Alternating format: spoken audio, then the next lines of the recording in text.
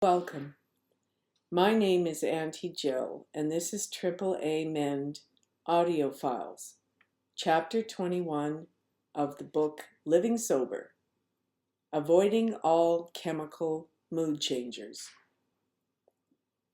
Mankind's use of various chemicals to change moods is ancient and widespread, we are told.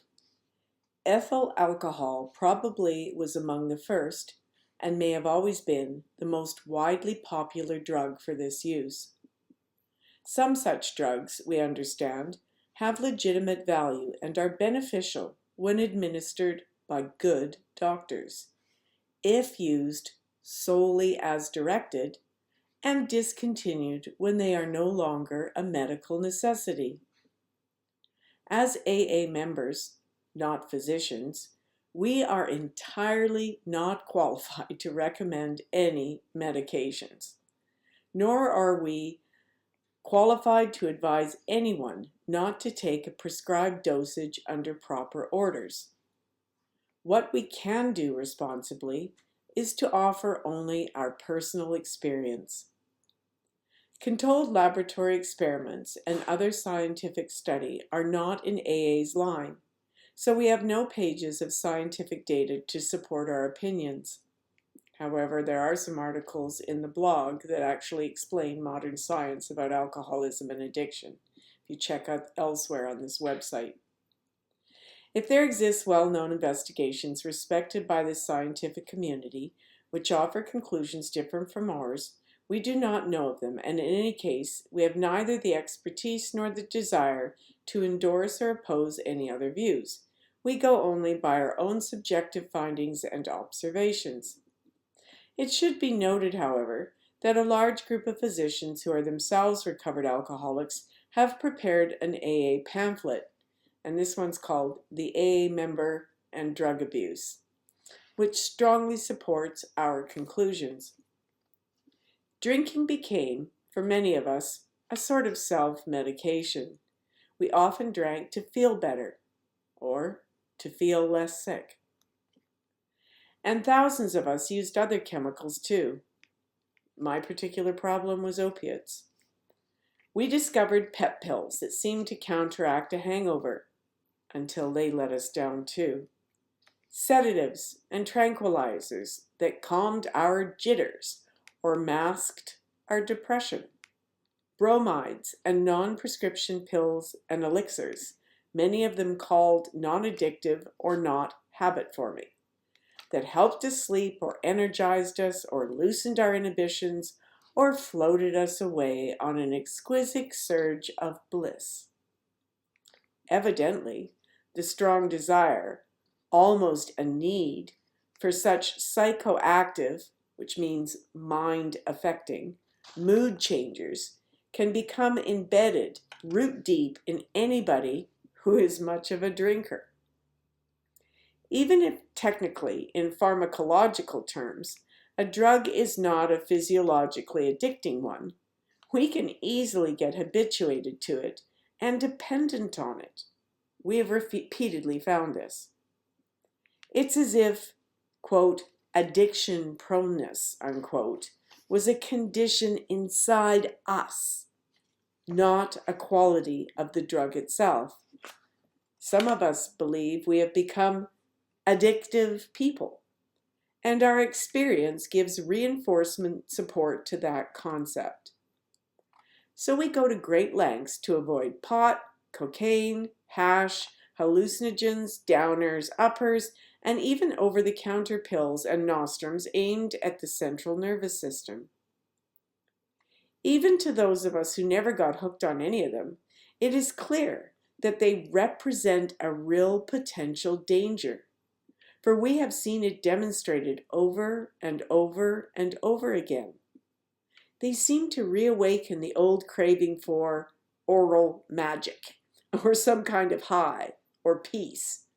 And if we get by with using them once or twice, it often seems ever so much easier to pick up a drink. AA is not an anti-drug or anti-marijuana lobby. As a whole, we take no moral or legal position, either for or against grass or any other such substance.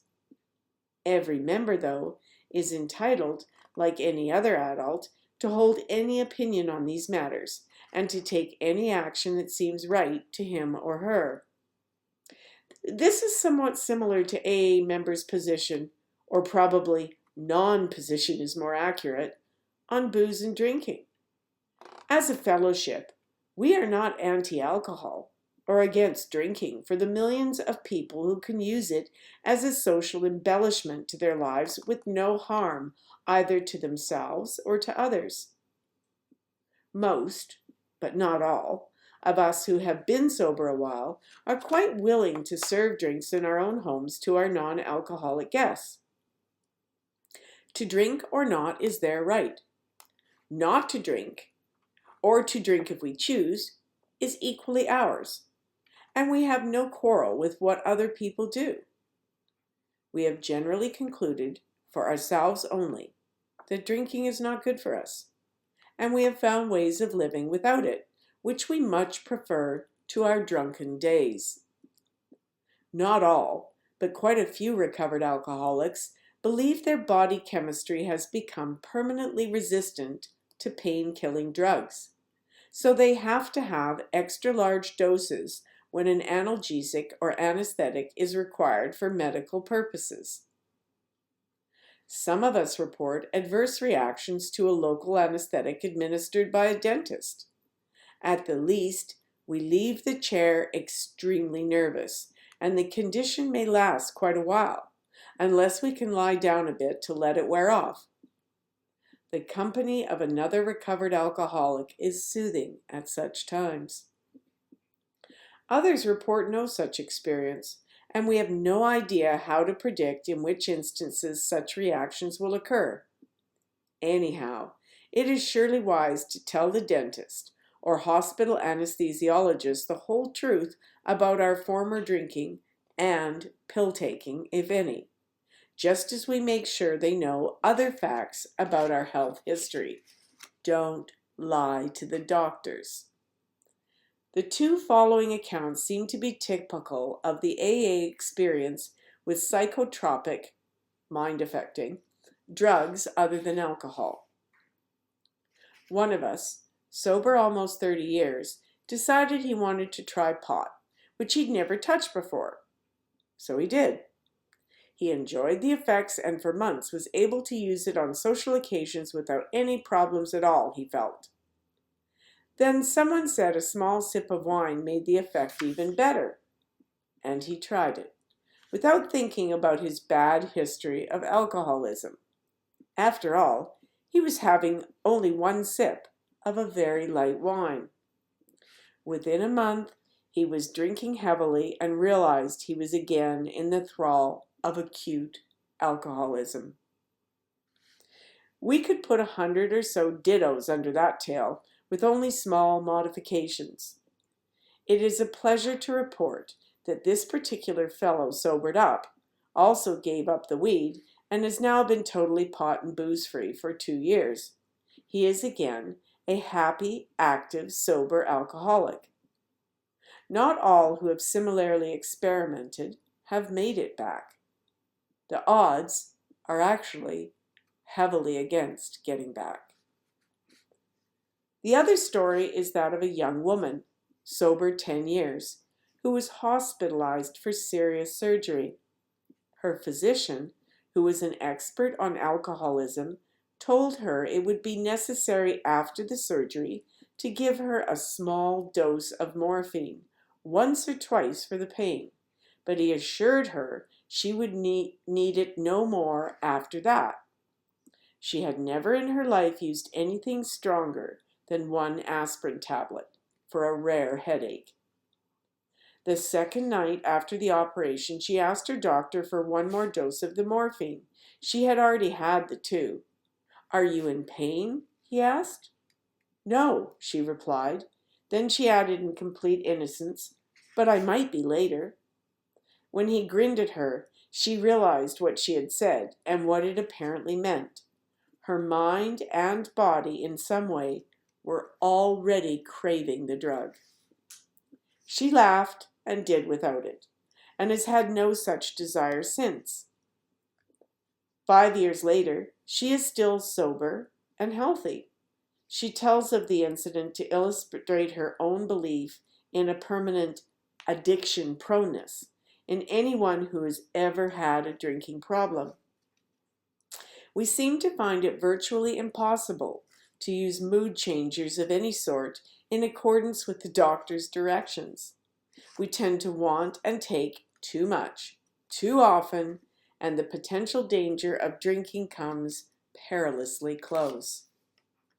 So, most of us try to make sure any physician who serves us understands our personal history quite accurately and also understands our convictions about medication. Unless we are in a hospital where the administration of any necessary medication can be tightly controlled by the medical experts, not by us, we have found it advisable never to risk taking any drug which can alter the way we feel. We steer away from cough syrups with alcohol, codeine, or bromides, and all the capsules, pills, needles, smokes, powders, synthetic painkillers, liquids, and vapors, today vapes, sometimes freely handed around by unauthorized pharmacists or amateur anesthesiologists. Why take a chance? It is not at all difficult, we find, to skip such risky brushes with disaster, purely on grounds of health, not of morality. We have found a drug-free way of life, which, to us, is far more satisfying than any we ever experienced with any mood-changing substances. The chemical magic we felt from alcohol, or from substitutes for it, was all locked within our own heads anyhow. Nobody else could share the pleasant sensations inside us. Now we enjoy sharing with each other or with anybody else our natural, undoped happiness. In time, the nervous system becomes healthy and thoroughly conditioned to the absence of mood-changing drugs, such as firewater. When we feel more comfortable without chemical substances than we felt while we were dependent on them, we come to accept and trust our normal feelings, whether high or low. Then we have the strength to make healthful, independent decisions, relying less on impulse or the chemically triggered urge for immediate satisfaction. We can see and consider more aspects of a situation than before. We think better. We can delay gratification for the sake of more enduring, long-term benefits and can better weigh not only our own welfare, but also that of others we care for. We become responsible. Chemical substitutes for life simply do not interest us anymore, now that we know what genuine living is. Thank you for listening. This has been Auntie Jill on Chapter 21 of Living Sober, Avoiding All Chemical Mood Changes, page 53 to page 56 of Living Sober.